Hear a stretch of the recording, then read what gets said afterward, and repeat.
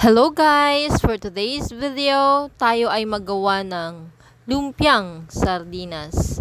Meron ba kayo guys ng mga sardinas dyan sa inyong bahay?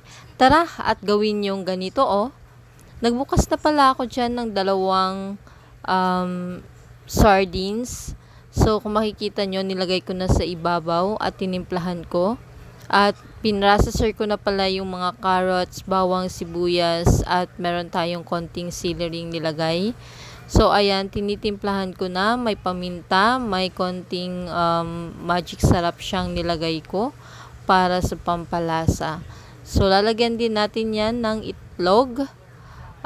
Ito ay para bumuo pag naluto na yung ating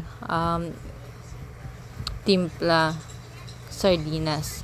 So, ayan guys, kita nyo, kala nyo karne lang ang inyong ginagawa, pero lumpiang sardinas pala ang ating iginagawa. Ayan, nagbabalot na tayo dyan guys, at naglalagay na ako. Sakto lang ang gagawin natin kasi regular size lang din yung naibili ko sa palengke na wrapper. So, ayan, bago masira yung ating wrapper, ay talaga namang ginawa ko ng lumpiang sardinas para naman ay mapakinabangan pa. So, tatlo kami dyan nagtutulong-tulong para matapos ito. At ayan na ang finished product. Thank you for watching!